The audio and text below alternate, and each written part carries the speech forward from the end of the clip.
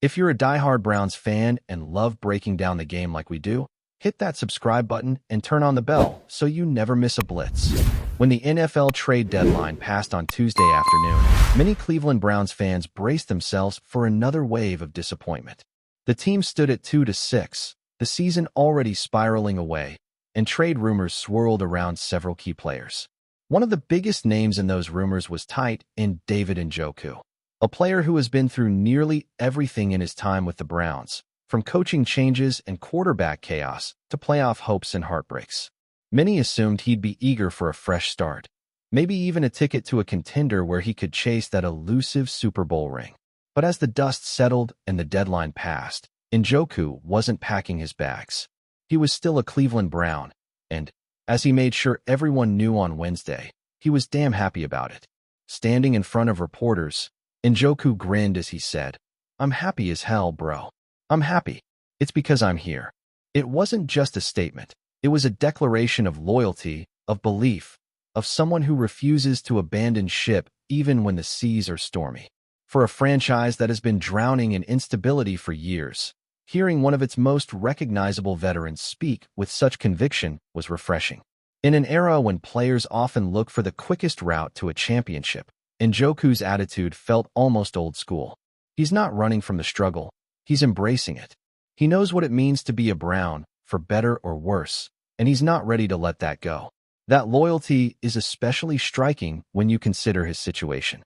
Njoku is in the final year of the contract extension he signed back in 2022, and with the Browns clearly rebuilding, again, it wouldn't have been a shock if he had been shipped off for future assets.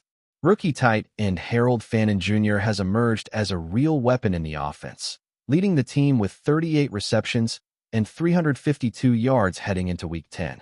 Meanwhile, Njoku's numbers, though solid, haven't been eye-popping. 27 catches for 260 yards and 2 touchdowns through 7 games. By all logic, he looked like the kind of veteran a struggling team might cash in on before the deadline. But logic and loyalty don't always walk hand in hand in the NFL. And yet, behind the smile and the positive words, Njoku admitted something that every athlete can relate to: fear. When asked if he was worried about being traded, his response was raw and honest. "Of course. I was terrified." It's easy for fans to forget that behind the helmets and highlight reels, these players are human beings with lives and roots and relationships built in the cities they play for. The trade deadline can feel like a roulette wheel spinning out of their control. Njoku didn't even know his fate until the clock hit 4 p.m. on Tuesday. Imagine sitting there, phone in hand, waiting for a call that could uproot your life in an instant. For Njoku, that call never came, and relief washed over him like a wave. The question now is what comes next for the big tight end. Will he stay in Cleveland beyond this season? That's still up in the air. The Browns' front office situation is murky at best, with speculation swirling around general manager Andrew Berry and head coach Kevin Stefanski. The team's record, the lack of improvement, and the apparent absence of a clear direction have cast a shadow over both men's futures. But Njoku didn't shy away from letting the world know where he stands on that, either. "I'm in Cleveland, baby," he said with a smile that carried both confidence and defiance. "I'm not going nowhere. I ain't expletive leaving. I'm not leaving." It's the kind of statement that echoes in the locker room and across the fan base, a rallying cry in the middle of a rough season. There's something deeply compelling about Njoku's stance.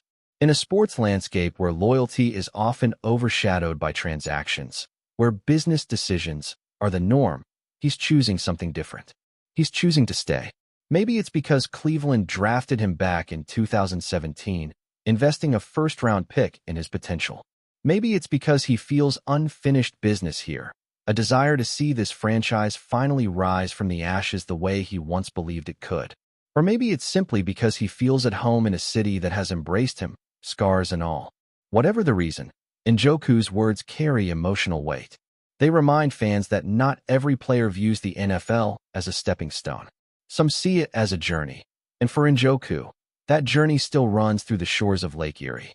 Still, it's hard to ignore the reality of Cleveland's current situation. Sitting at 2-6, the Browns are closer to another rebuild than to the playoffs. Injuries have piled up, inconsistency at quarterback continues to haunt them, and questions about their offensive identity linger week after week. The locker room morale has been tested, and frustration has bubbled beneath the surface. Yet amid that chaos, Njoku's commitment offers a rare sense of stability. For young players like Fannin and wideout Cedric Tillman, who share the team lead in touchdown catches with Njoku, having a veteran presence who refuses to give up on the team could be invaluable. He's setting a tone that even when things are falling apart, professionalism, pride, and belief still matter. There's also a deeper emotional layer to Njoku's story. This isn't the first time he's faced uncertainty in Cleveland. A few years ago, he actually requested a trade, frustrated with his role and the direction of the team. But he didn't go anywhere then either. Instead, he grew. He redefined his game, sharpened his blocking, and evolved into a more complete tight end. He earned back his coach's trust and became one of the locker room leaders. That transformation didn't happen overnight. It was built through patience and persistence. So when Njoku says now that he's happy to be in Cleveland, it doesn't sound like a PR-friendly soundbite. It sounds like a man who's been through the storm and still believes the sun will come out. Of course, belief alone doesn't win games. The Browns need more than spirit, they need results.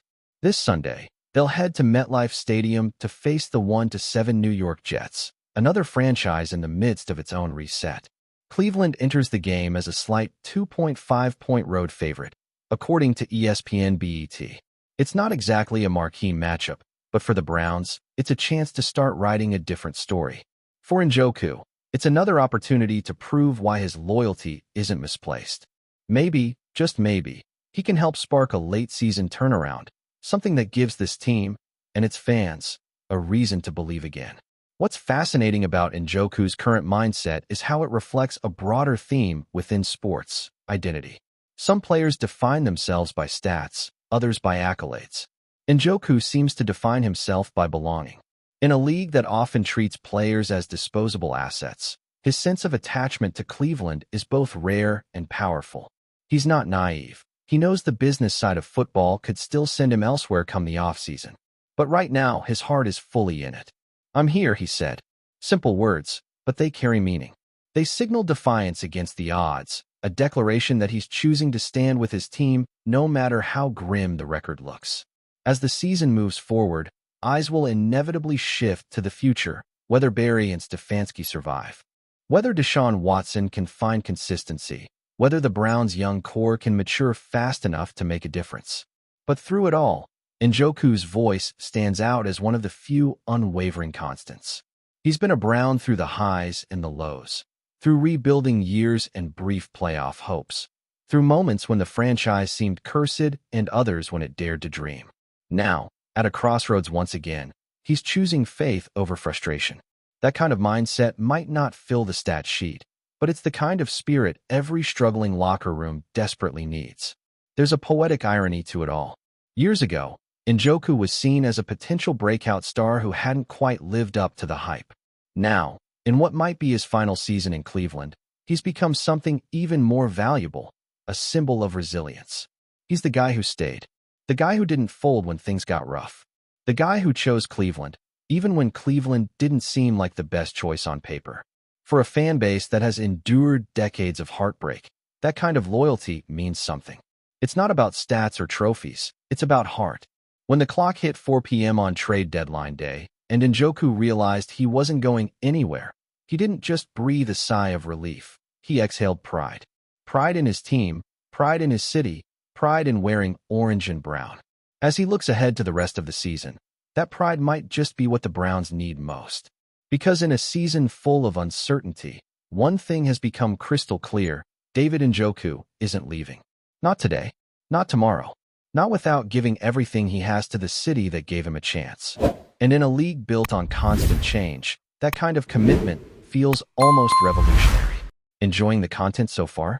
Smash that like button and drop your take in the comments. We want to hear what you think about the Browns this season.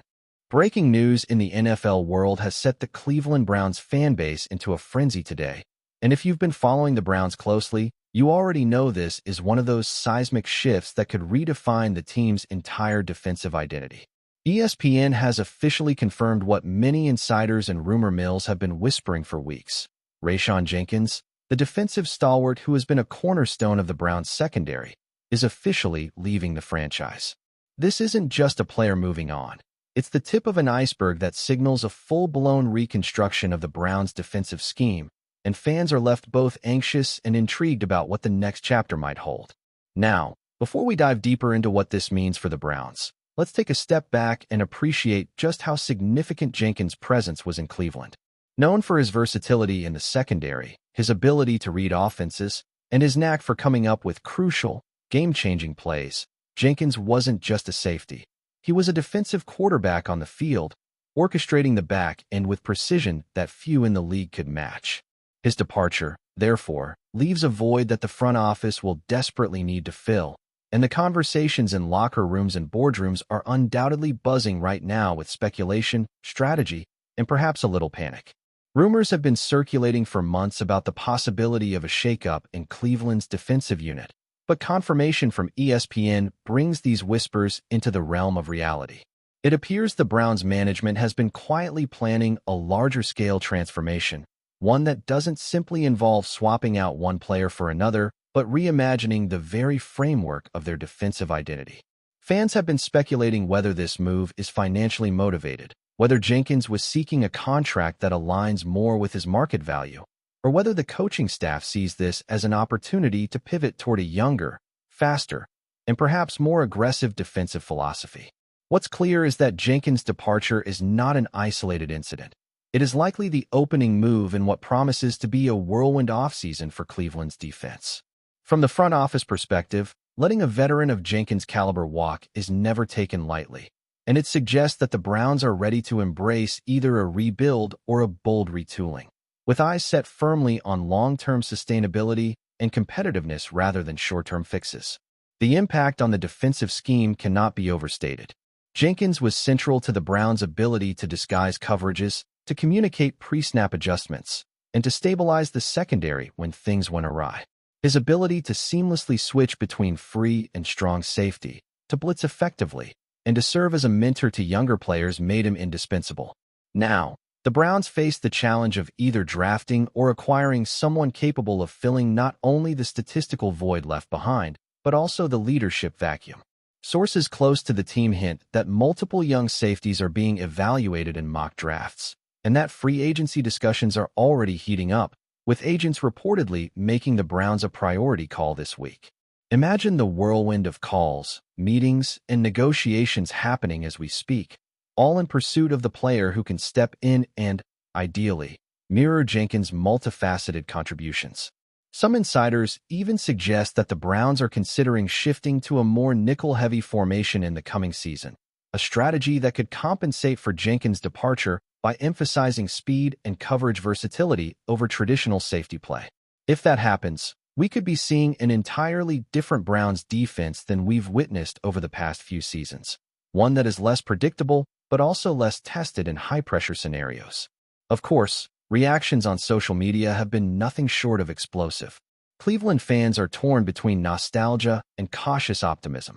Clips of Jenkins making game-saving tackles, interceptions, and leadership moments have been resurfacing on Twitter and TikTok, with hashtags trending like #ThankYouJenkins and #BrownsDefenseRebuild. Meanwhile, speculation about where Jenkins might land next has reached a fever pitch. Rumors suggest potential suitors from both the AFC and NFC are circling, ready to offer him a starting role with significant defensive responsibility.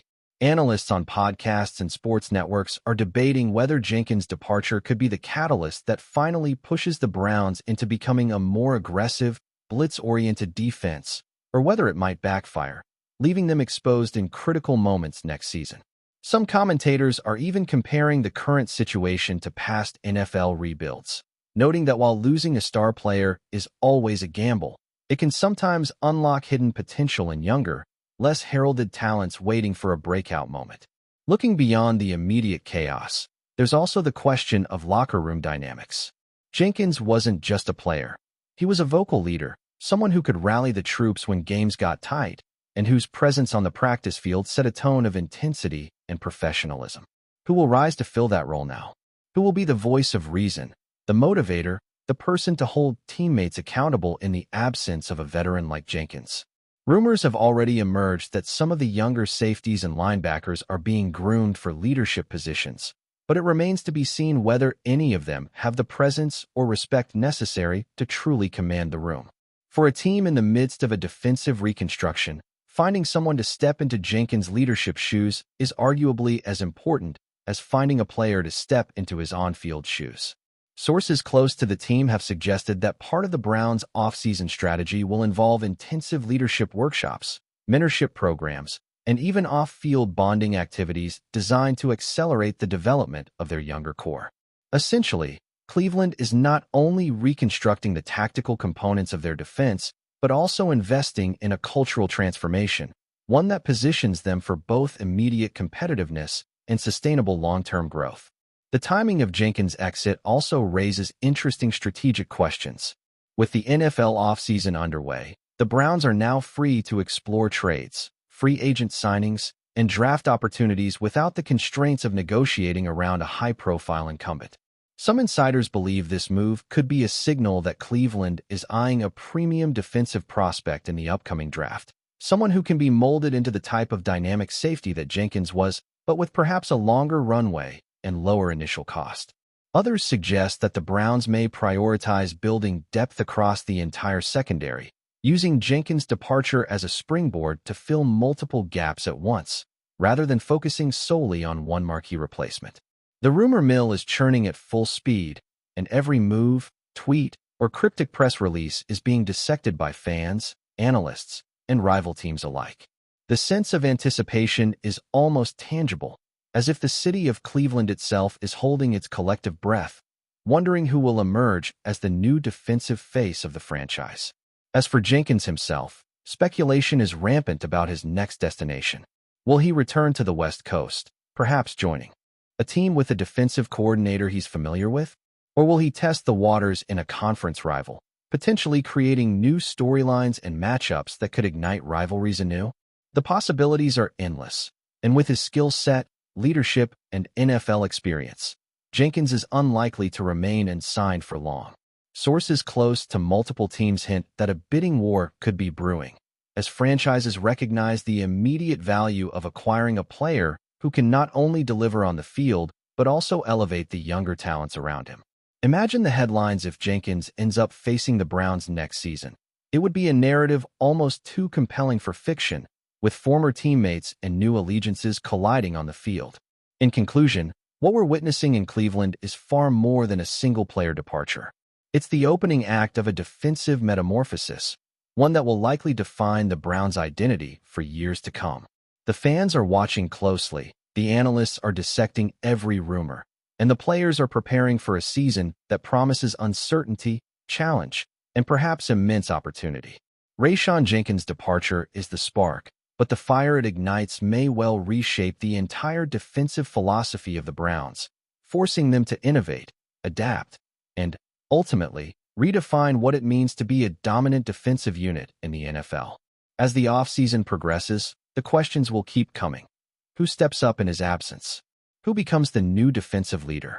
Which young player will seize the moment and rewrite the narrative?